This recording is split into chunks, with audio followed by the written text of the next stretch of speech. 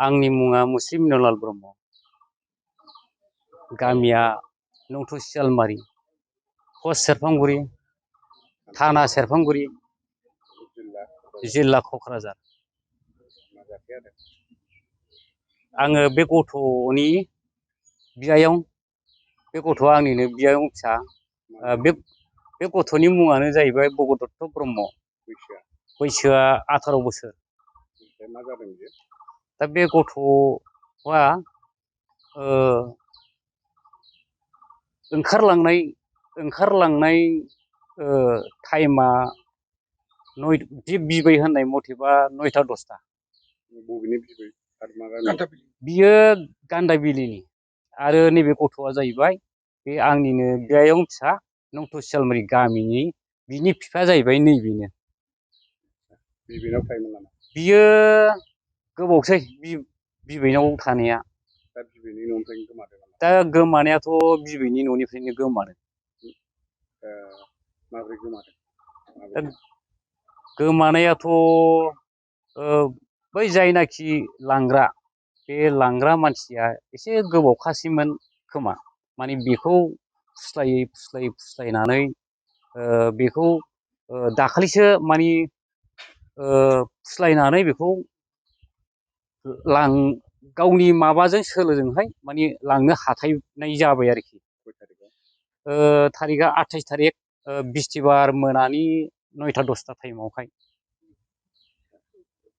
बेखौ लांदों होनना माबोरै सन्देह खालामदों नोंसोर? दा जोंथ' गावनि बबा फेसनजों खिन्थानाय मथेबाथ' दा जोङो माने एसेबाबो फेसनजों खिन्थानाय हिसाबै जोंबो एसे हमनो हायो। दा बे हमनो हानायावहाय गावनि फेसनावहाय माने ओरै दारि गोलाव होननानै बुंदों। आरो बियो बिमादै बिबथै बे बिबैजों थाबाय थायोबा नोङो नोरैखौ नोङो मोननाय नङा। फैसाखौ मोननाय नङा। नोङो आंजों ओरै थाङोबा नोङो नोरै मोनगोन। आंजोंनो थांनांगौ होननानै बे लेंग्रा मानसिया बेबादि फैसाजों लब खालामहोदों बियो। बे लब खालामहोनानै बियो नै दाखालिसो बिस्थिबार मोनायाव बियो एखेबारे माबा खालामनानै बियो लांनो हामारबाय। दा जोंथ' बे बबानि होननाय मथेबाथ' दारि गोलाव होननाय खिन्थानाय मथेबाथ'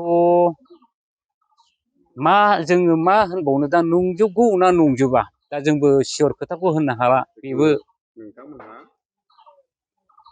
सोरखौबा खावना लांदों होनना सन्देह खालामजादों। दा जोंथ' मथा मथि गोमानाय हिसाबै दा जों सन्देहखौ जों बिदिनो खालामनांगौ जाहैबाय। माने बेखौ थाखा फैसानि लब खालामहोनानै बेखौ फुस्लायनानै लानानै थांदों होननानै जों दा सन्देह बायदि सानदों आरोखि। लाना थांग्राखौ नोंसोर सिनायोना सिनाया? ओहो, जों मिथिया।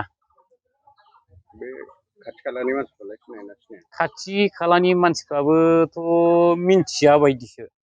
अब्ला बिसोर सानैजों बहा लोगो मोनलायदों होननानै? दा बिसोर बै जायनाखि लांग्रा मानसि, बियो हयथ' सिगांनिफ्रायनो एसे सेर फाखाय हयथ' रायलायबाय थाखुमायो खोमा। दा बेखौथ' जों बहा मिथिजोबबावनो। दा बिबथै बिमादैमोनाबो जेबोखौनो हमनो हायाखिसै। दा सन्देहआ बिनि खिन्थानाय मथेबा बिसोरबो बिबथै बिमादैमोनाबो बिबैयाबो दा बेबायदि सन्देह लादों आरोखि। लांखार जादों होननानै। बेनिफ्राय मानसिया माबायदि जेनेबा बे लांखार जाग्राया? लांखार जाग्राथ' 18 बोसोर जाबाय बिनि बैसोआ। मेगन थेगोनाथ' गासैबो थिगैनो दंजोबो। मानसिखौ नायोबाथ' सालाक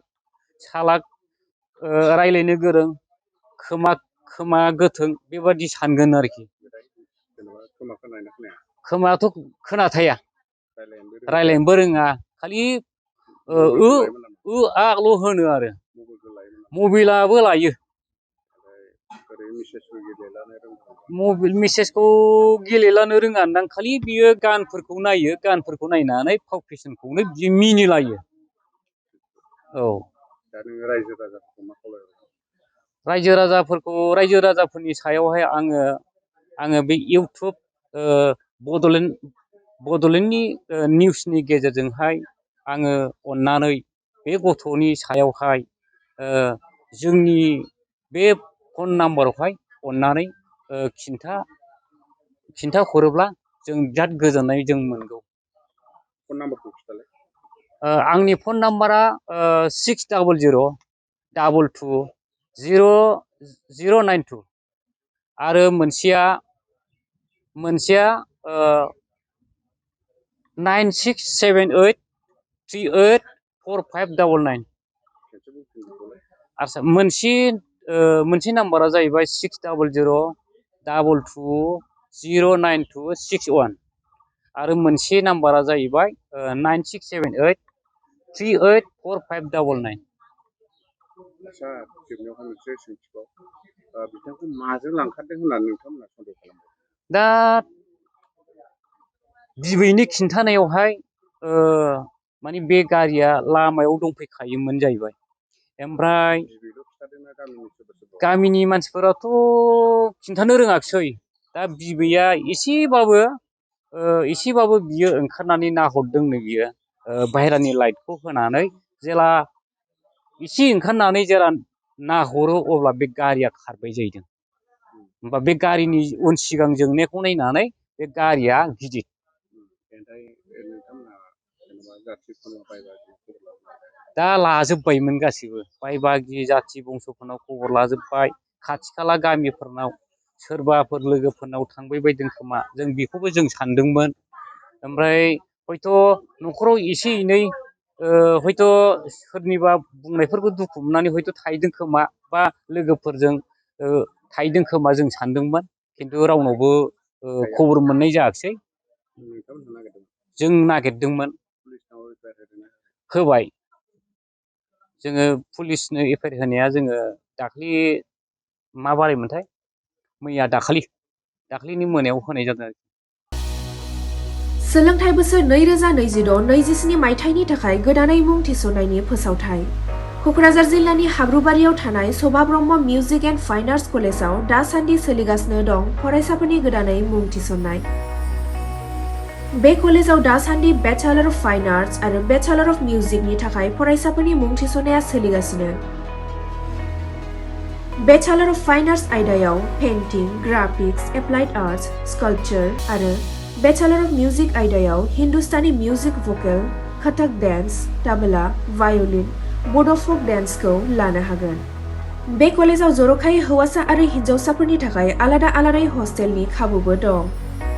मुं थिसननायनि बागै आबुं बाथ्राखौ मिथिनोब्ला नोंथांमोनहा नैबे जानबुं नम्बर 8011592282 एबा 9101808829 आव थोंजों फोनांजाब खालामनो हागोन।